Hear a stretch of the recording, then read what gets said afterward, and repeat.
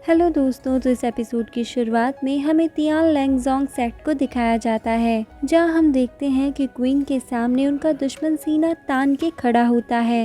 Ancestor सियन जो होते हैं उसे झुकने के लिए कहते हैं, लेकिन फिर भी वो अपने घुटनों के बल क्वीन के सामने नहीं झुकता। जिसके बाद एंसेस्टर श्रैंग अपनी पावर्स का इस्तेमाल करते हैं और उसे बड़े ही अच्छे से उसके घुटनों पर ले आते हैं। इसके बाद एंसेस्टर श्रैंग उससे पूछते हैं, तुम्हें यहाँ पर किसने भेजा है और तुम्हें यहाँ पर किस लिए भेजा गया है। इतना पूछने पर भी वो कुछ रिप्लाई नहीं देता, जिसके बाद एंसेस्टर अपनी एनर्जी और पावर्स को और भी ज्यादा बढ़ा देते हैं। और दोस्तों, इसके बाद उस आदमी की हालत खराब हो जाती है और बाद में वो बता देता है कि मुझे तियान-दो काउंटी के प्रिंस ने यहाँ पर भेजा है। दोस्तों, ये बात सुनकर एंसेस्टर हैरान रह जाते हैं। इसके बाद वो आदमी और भी बातें उनको बताता है और कहता है कि उन्होंने हमें ऑर्डर दिया था कि तुम तियानजोंग सेक्ट के अगर एक आदमी को भी मार दोगे तो तुम्हें मैं 1 मिलियन गोल्ड कॉइन रिवॉर्ड में दूंगा। और दोस्तों, ये बात सुनने के बाद में एंसेस्टर को बहुत ज्यादा गुस्सा आ जाता है, जिसकी वजह से वो ऑन द स्पॉट वहीं पर उसे मार देते हैं। इसके बाद हम देखते हैं कि एंसेस्टर श्रैंग जो कि एक ट्रिप पे गए थे, वहाँ से उन्होंने अपने साथ काफी चीजें इकट्ठी की थी, जिनमें से एक थी ब्लड सोल फॉर्मेशन। इसके बाद दोस्तों, एंसेस्टर वो फॉर्मेशन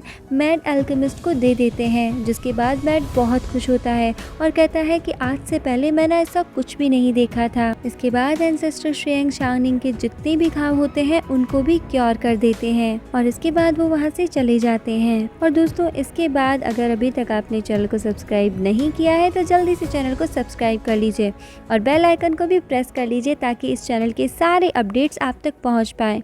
अब हमारा सीन यहाँ से चेंज हो जाता है। फिर अगले सीन में हमें एक चलती हुई फाइट दिखाई देती है और यहाँ पर सेकंड डिसिपल एक एक करके कई सारे बास्टर्ड को मार रहे होते हैं। वो उन सभी बास्टर्ड से कहता है कि तुम्हारी हिम्मत भी कैसी हुई ये बोलने की कि तुम मेरे मास्टर को मार दोगे या हरा दोगे।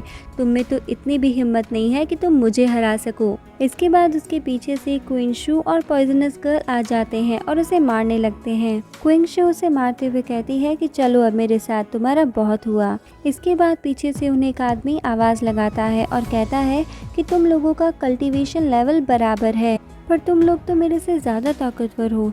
चलो अच्छा है, आखिर मेरी यहाँ आने की ये ट्रिप बेकार तो नहीं जाएगी। और दोस्तों, इतना कहने के बाद वो आदमी इनसे फाइट करना शुरू कर देता है और क्वेंग शू भी ये देखकर एक फॉर्मेशन स्वॉर्ड का इस्तेमाल करती है और उसका साथ देते हुए सेकंड डिसिपल भी अपनी स्पेयर टेक्निक का इस्तेमाल करता है। और इसके बाद वो दोनों उस आदमी पर अटैक करने के लिए आगे बढ़ते हैं, लेकिन वो आदमी भी एक शील्ड बना लेता है और उसकी मदद से वो उनके अटैक से बच जाता है। दूसरी तरफ क्वेंग शू और जो सेकंड डिसिपल होते हैं, वो आदमी उन दोनों को भी पीछे करने में कामयाब हो जाता है।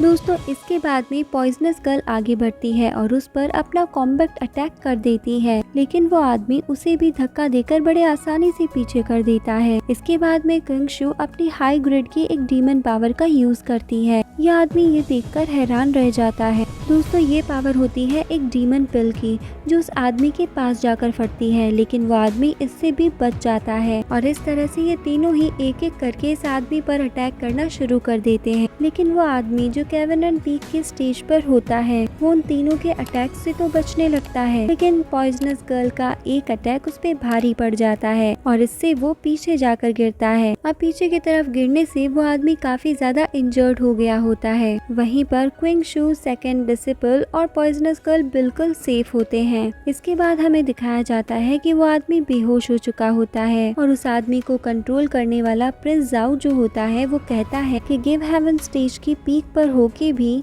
तुम इन 3 लोगों को नहीं मार पाए, इसीलिए अब तुम्हें मेरे ही हाथों मरना होगा। और ये कहने के बाद वो अपनी हाथ की कठपुतली को अच्छी तरह से दबा देता है। और दोस्तों, इसके बाद वो आदमी जो तियान-दो सेक्ट की डिसिपल से फाइट करने के लिए आता है, वो वहाँ पर एक्सप्लोड हो जाता है और उसके एक्सप्लोशन से वहाँ पर एक बहुत बड़ा सा ब्लास्ट होता है और उनके इस ब्लास्ट को देखकर वो तीनों ही वहाँ से दूर हटते हैं और काफी ज्यादा पीछे खड़े होके वो अपने चारों तरफ एक प्रोटेक्शन शील्ड बना लेते हैं और इसकी मदद से वो उस एक्सप्लोशन से बच जाते हैं। अब ये सब देखने के बाद क्वीन थोड़ी सी हैरान रह जाती है कि आखिर इस आदमी ने हारने के बाद खुद को एक्सप्लोड क्यों कर लिया था। हम तो इसके दुश्मन भी नहीं थे, ना ही हम इसको जानते थे। तो पॉइजनस गर्ल उसे बताती है कि इसकी सोल को किसी ने कंट्रोल कर रखा था और शायद उसी ने इसको एक्सप्लोड किया था। और दोस्तों इतना कहने के बाद पॉइजनस गर्ल उन सभी को यहाँ से चलने के लिए कहती है, जिस पर क्विंग शू भी राजी हो जाती है और फिर ये लोग वहाँ से जाने लगते हैं। लेकिन वहीं पर प्रिंस जाऊ कहते हैं, तुम्हें क्या लगता है मैं तुम्हें इतने आसानी से यहाँ से जाने दूंगा? और ये कहने के साथ ही वो आदमी फिर से इन तीनों पर अटैक कर देता है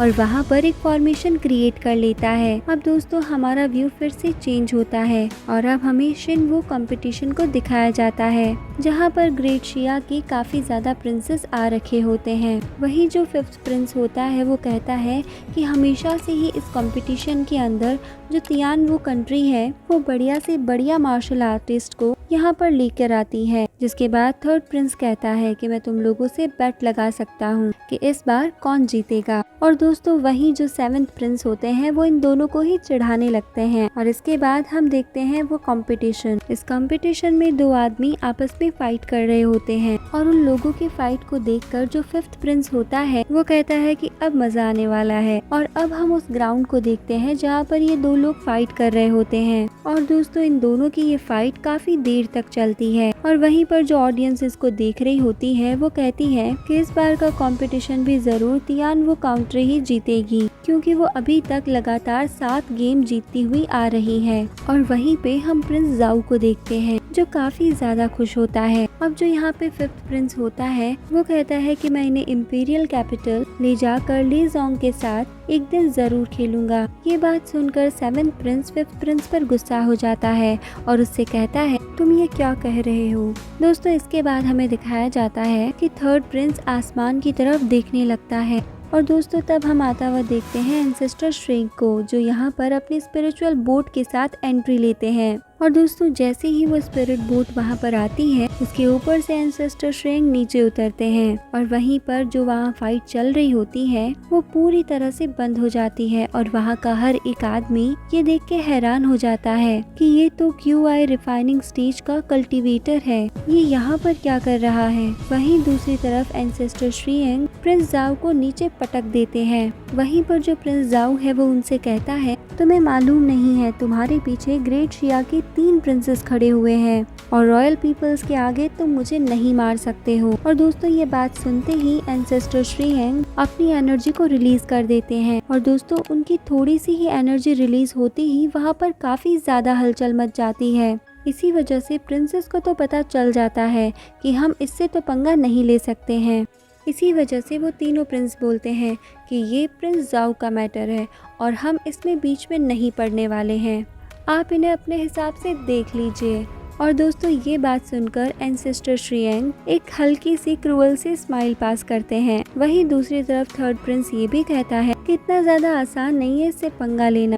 वहीं पर फिर 5th प्रिंस बोलता है ये चीज तो अब और भी ज्यादा मजेदार होने वाली है। अब इनकी बातें सुनकर प्रिंस जाऊ बेचारा समझ जाता है कि इन तीनों ही प्रिंस को पता है कि ये इनके सामने कुछ भी नहीं है और इसी वजह से ये पीछे हट रहे हैं और ये तीनों के तीनों मेरी तरह लालची भी हैं। ये बात सोचने के बाद प्रिंस जाऊ अपनी एंशिएंट स्वॉर्ड को बाहर निकाल लेता है और कहता है कि श्रेंक आज जो तुमने रास्ता चुना है उसके लिए आज मैं तुम्हें सजा देने वाला हूँ। आखिर तुम्हारी हिम्मत भी कैसे हुई यहाँ पर आकर मेरी बेइज्जती करने की। और इतना कहने के बाद वो अपनी स्वॉर्ड को निकाल कर एंसेस्टर श्रेंक के सामने रख देता है। और दोस्तों इसी के साथ ये एपिसोड यहाँ पर एंड हो जाता है। तो दोस्तों आपको ये एक्सप्लेनेशन कैसा लगा आप हमें कमेंट सेक्शन में कमेंट करके ज़रूर बताना। साथ ही वीडियो को लाइक करना, शेयर करना और जल्दी से जल्दी चैनल को सब्सक्राइब करना मत भूलना। तो दोस्तों मिलते हैं नेक्स्ट एपिसोड के साथ नेक्स्ट वीडियो में। तब तक के लिए bye bye, take care and thank you.